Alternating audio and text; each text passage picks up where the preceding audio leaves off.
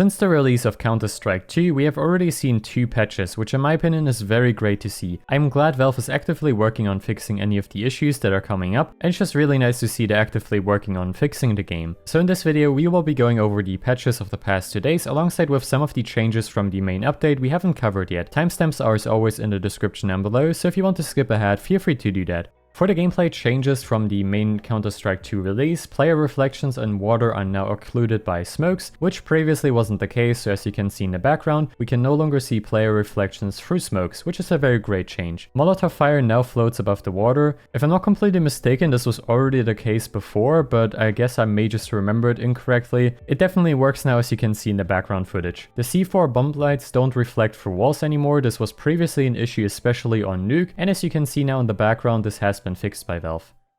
Something else they've also done with this update is adjusted the smoke behavior, and I'm pretty sure what this means is that previously, as you can see, if we were throwing this exact smoke, there was a gap at the bottom which basically allowed you to have a quote-unquote one-way smoke, but as you can see now post the Counter-Strike release, this is no longer the case, and it seems like the smokes are affected by gravity and just fill the space below as well. With the release of Counter-Strike 2, we've also received audio customization settings, and Valve has finally fixed a bug where sometimes the C4 defuse and planting sounds could not be heard in specific locations, which happened to me a couple of times and I was super confused about it, so I'm glad this was finally resolved. With the release, we have also received a lot of animation changes. They've adjusted the jiggle peeking animation as an example, and in my opinion it's a lot better than it was before. It doesn't feel as weird anymore. I don't really know how to sum this up, but they definitely did something here. They've also adjusted the jumping animation, particularly when repeatedly jumping, which you can see in the background once again, and the Negev has finally received the bullet belt animation, which the M249 did quite a while ago, so both have now received quite a nice upgrade in my opinion. Last but not least, for animation changes, they fixed pops in some weapon inspect animations. Not entirely sure what this means, but something I would like to highlight is that some inspect animations, as an example, are not like they were in CSGO. Specifically, the karambit animation, as an example, can no longer be spammed, which in my opinion is quite unfortunate.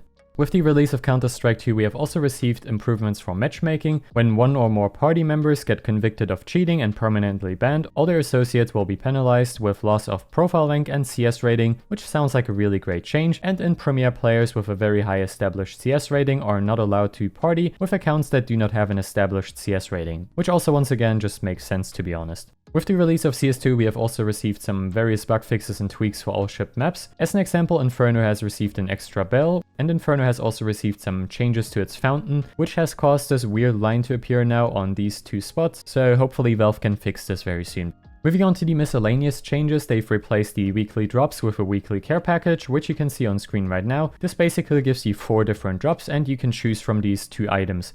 The ability to add favorites and shuffle the loadout items was also added back, which I think is pretty nice. I personally use this one quite a lot, so I'm very glad this was added back. Office and Vertigo are available as main menu scenery. And Valve made various updates for weapon finishes, including fixing overly strong wear on several custom paint job finishes. One thing in particular I would like to point out with weapon finishes in this case is the Fennec Fox. This one has kind of an issue with one of its sides, as you can see. It is not properly shaded, and you can see it looks kind of out of place. So Valve, please fix. With this update, we also received animated eyes on agent character models, and to be honest, this looks a bit weird. I'm not entirely sure how to feel about this, but you may be surprised to hear that this doesn't really affect performance whatsoever, as pointed out by Gabe Follower here. On the release day, we've also received the first patch already, and this one fixed a bunch of things. As an example, weapon sounds will no longer sound like they come from the spot you are zoomed into, and they've also fixed some stuff with the water, updated water in Nuke to fix an issue with the smoke, and reduced maximum amount of water refraction since it was looking too noisy or distracting. Those are kind of the most important patches for the 27th. Here are the full patch notes.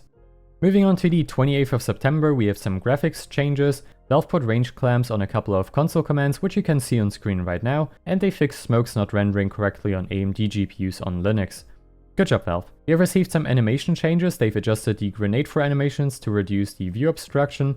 Moving on to map changes, we have received various bug fixes and tweaks to Mirage. In this case, the only difference I could spot is this crate here on A side. Previously, you were able to wiggle yourself onto this crate, as you can see in the background footage, and this no longer seems to be possible, so I assume they fixed this issue.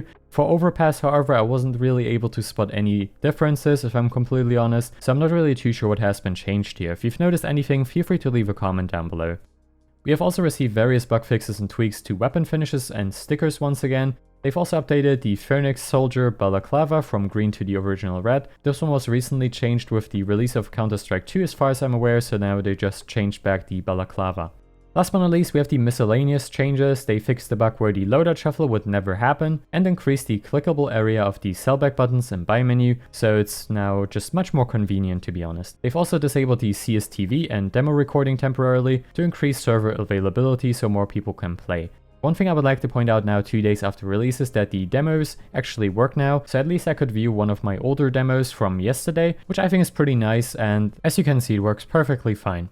Moving on to some hidden changes, the lamps and donut on Ancient have been fixed now, they can be broken again. For Anubis there's unfortunately nothing new, but something I wanted to point out is that the gap in the map is still here, and I think this is kind of annoying, not gonna lie. And for Nuke there's also something I've noticed that happened now. Ladders no longer interact with bullets. As you can see, this is how it looked like previously, and this is how it looks like now. They just completely ignore bullets. Also, something regarding Nuke is that this wallbang that was possible in CSGO still doesn't work in CS2, which in my opinion is a bit unfortunate, but maybe Valve doesn't want this one to be possible anymore. That could actually be a case. I just wanted to point this out once again. Anyways, this is going to conclude today's video. I hope it was helpful, I hope it was informative. Thanks for watching, and I will see you of course in the next video. Bye guys.